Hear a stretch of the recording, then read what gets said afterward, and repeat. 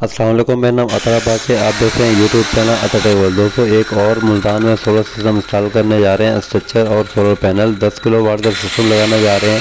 Video शुरू करने से पहले छोटी सी रिक्वेस्ट है कि चैनल को सब्सक्राइब कर दें।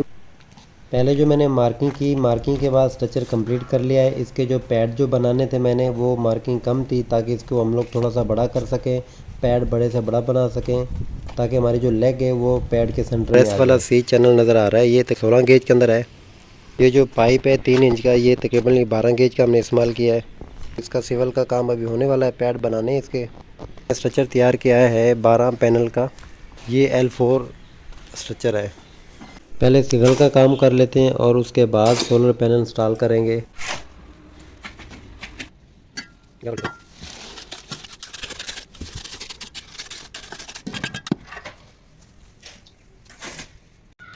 फ्रंट सिविल पैड बन चुके हैं। अब जो है रात हो चुकी है, अब है पैड भी गीले हैं। अभी सोलर पैनल हम इंस्टॉल नहीं करेंगे, इसे हम लोग तकरीबन 1 दिन तक छोड़ देंगे जब ये पैड सूख जाएंगे, और उसके बाद सोलर पैनल इंस्टॉल करेंगे। जो सोलर पैनल मैंने यूज़ किया है वो जिनको company A grade 580 watt N type, और इसकी जो वाट कैपेसिटी है वो 580 है, और इसके जो मैक्सिमम पावर वोल्टेज हैं वो 42.37 हैं, और इसके बाद मैक्सिमम पावर करंट अम्पेयर जो है वो 13.69 हैं। वोल्टेज जो है वो तकरीबन 51.0.2 है, और इसके बाद शॉर्ट सर्किट करंट जो है वो 14.47 अम्पेयर। यहाँ से हम लोग स्कैन करके पैनल वेरीफाइड कर सकते हैं ओरिजिनल है या नहीं। और उसके बाद ये जो डिस्ट्रीब्यूटर बॉक्स है इसके ऊपर भी जिनको लिखा हुआ है, और इसके ऊपर जो वायर है, वायर के ऊपर भी आप देख सकते हैं ये जिनको लिखा हुआ है। उसके बाद ये सीरियल नंबर है। सोलर पैनल जो है ना ऊपर शिफ्ट किए जा रहे हैं और उसके बाद फिर इंस्टॉल किए जाएंगे।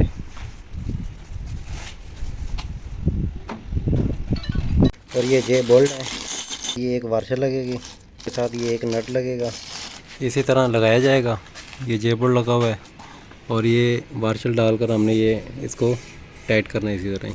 ऐसे पैनल बिल्कुल हिलेगा नहीं, एक पैनल को 4 लगेंगे। स्ट्रक्चर को मजबूती तरीके से बनाया जाता है। पैनल भी इंस्टॉल के दौरान अच्छी तरीके से उसकी ग्रिपिंग होनी चाहिए, और उसके जो नट बोल्ट हैं वो अच्छी तरीके से टाइट करने चाहिए ताकि वो लूज़ ना रह जाए। एक पैनल भी अगर गिर जाता है या टूट जाता है तो काफ़ी नुकसान हो जाता है। ये एक पैनल सैंपल के तौर पे लगाया गया है, सेम इसी तरह ही लगेंगे सारे के सारे पैनल। और एक लाइन के अंदर जो है ना 4 पैनल लगेंगे, और सेंटर वाली लाइन से 4 पैनल, फिर उसके अगले वाली लाइन पे 4 पैनल, टोटल 12 पैनल लगाने।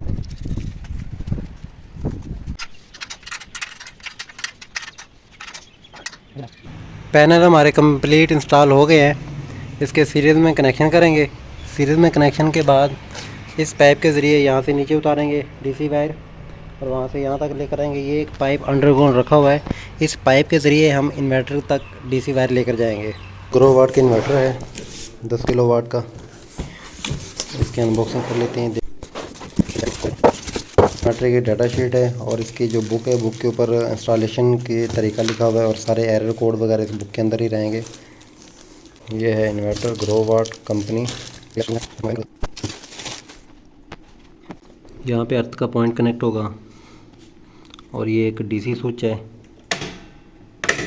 और उसके बाद ये MPPT 1 MP, और इसका पॉजिटिव पॉइंट है, ये नेगेटिव पॉइंट है। उसके बाद ये कॉमन पॉइंट है। यहाँ पे अगर एक ही इन्वर्टर से दूसरे इन्वर्टर में अगर हम लोग कनेक्ट करते हैं तो इसको यूज़ करेंगे। और ये USB है, डोंगल जो लगाएंगे यहाँ पे वाईफाई कनेक्ट करने के लिए, जब हम लोग इसकी ऑनलाइन सेटिंग कर सकते हैं या फिर ऑनलाइन इसका डाटा चेक कर सकते हैं। ये AC इनपुट है, यहाँ पे हमारे 3 फेस, एक न्यूट्रल और एक अर्थ यहाँ पे कनेक्ट होगी। इन्वर्टर का स्टैंड है जिसके ऊपर इन्वर्टर हमारा हैंग होगा। बॉक्स है, इसके अंदर देखते हैं क्या चीज़ है। ये एक वाईफाई रूटर है,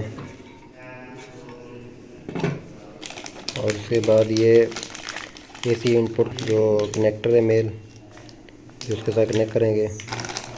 ये एक वाईफाई दूसरे वाईफाई कनेक्ट करने के लिए, और ये MC4 है, और ये इसका जैक है।